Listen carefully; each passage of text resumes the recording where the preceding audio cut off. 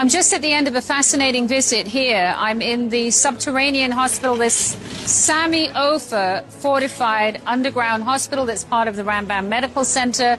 We are day 4 of the conflict with Iran, and within hours of the first emergency alarms, which occurred here local time in the early hours of Saturday at about 3 a.m., within 15 hours, this entire facility was operational. I'm on one level. Each level is 5 acres. At the moment, the 3 levels are accommodating 1,000 patients, all fully fortified. I've seen general neurology, dialysis, intensive care centers, cardiac centers, babies being born, labor and delivery, neonatology. We're about to go up to neonatal critical care shortly. There is every discipline. Not only do they have every discipline, outpatient hours are continuing as normal.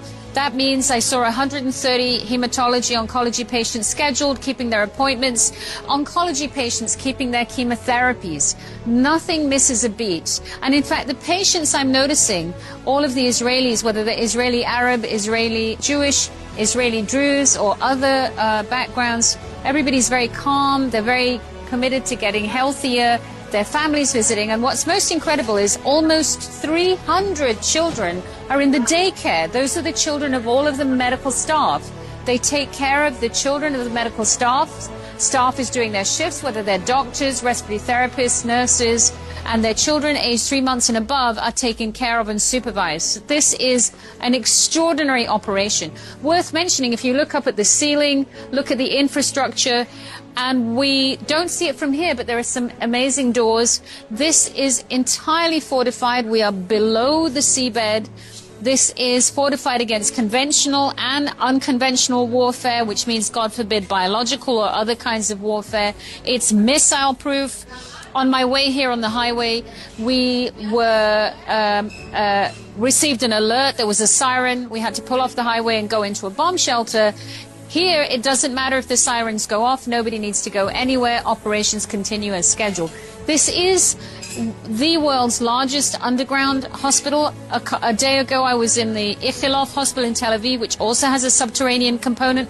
But this hospital can take capacity of 2,300 beds. It's not only the patients that were admitted to Rambam, but many other hospitals in the area. And in fact, when you walk around, you see the labeling of different hospitals.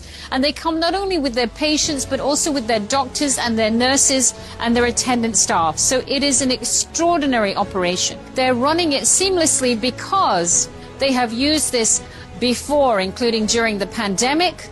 They've also used this previously. I was here in October. There had been intensification of the war of Hezbollah from the northern front, preceding the elimination of Nasrallah by the IDF. There was intense fire here from Hezbollah missiles. This facility became operational, and now we are day 4 into the strikes from Iran into Israel. And without a beat, the staff and the patients are fully in sync. And I find the patients, particularly, those are ordinary Israelis from all over the area. I just met with a patient who is from the West Bank, a Muslim lady who comes 5 times a week here for treatment for her child with complicated illnesses. Everybody is working seamlessly. There's no sense of fear, no sense of anxiety, an amazingly resilient population. This is the Israel that people don't get to see, but I'm fortunate to know very well.